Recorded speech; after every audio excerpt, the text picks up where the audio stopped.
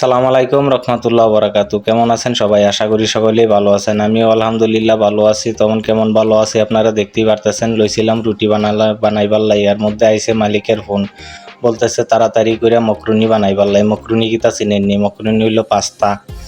এখন তাড়াতাড়ি করে উরুম দুরুম করে রুটি বানায়া শেষ করতেছি। আরও রয়েছে অনেকগুলো হইব। এর মধ্যে মুরগি ভিজায়া থইছি। মুরগি ভিজায়া থইলেও আধা ঘন্টা 40 মিনিট লাগে মুরগি এটা ভিজায়া নরম হইতে। এর মধ্যে দিয়া দিলাম তেল, পেঁয়াজ, রসুন কাটা হয়ে গেছে। দিয়া দিলাম 2-3টা জিরা দিয়া দিলাম কারি পাতা দিয়া দিলাম আপনার পেঁয়াজ রসুন। এরপরে দিয়া দিলাম লং, গোলমরিচ, দারচিনি, তেজপাতা, বেগুন দিয়ে উরুম দুরুম করে লারি লুরি একটু লাল হয়েছে দিয়া দিলাম মুরগি দিয়া ভালো করে লারি লুরি কষায় টসায় সবজি কাটি লাইছি। এরপরে দিয়া দিমু সবজি এগুলা দিয়া তাড়াতাড়ি করে বানাইতে হইব। সময় দিছে কম, মাত্র আধা ঘন্টা সময় বলছে। তাড়াতাড়ি বাও করতে হইব।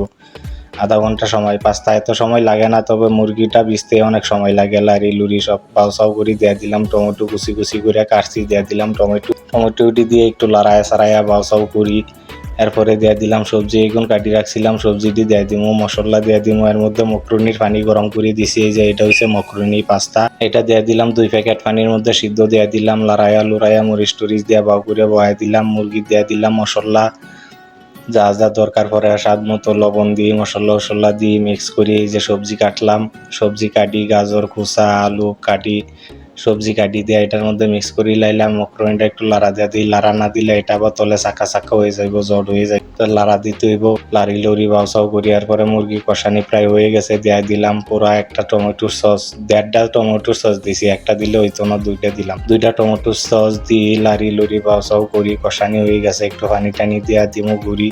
মকরুনি হয়ে গেছে। এটার মধ্যে এখন লাড়া দিয়া দিমু বাউসাও করি। সালনের কারিটা হয়ে গেছে। মকরুনির পানিটা ভালো করে ছাঁকনিতে ছাইকা পানিটা ফালাইয়া দিয়া মনে করেন সালনের কারির মধ্যে ডালি দিছি। ডালি দিয়া ভালো করে লাইরা মিক্স কইরা ঢাকনাটা ঢাকি দিমু 2 মিনিটের লাই। ভালো করে মিশাইতে হইব, নাইলে কিন্তু এটার ভিতরে কোনো আদা রসুন পেঁয়াজ মশলা যাইতো না। ভালো করে মিশাইয়া দিয়া ঢাকনাটা ঢাকা দিমু। উরুম দুরুম করে কতন লারি সারি ঢাকনাটা ঢাকি দিছি।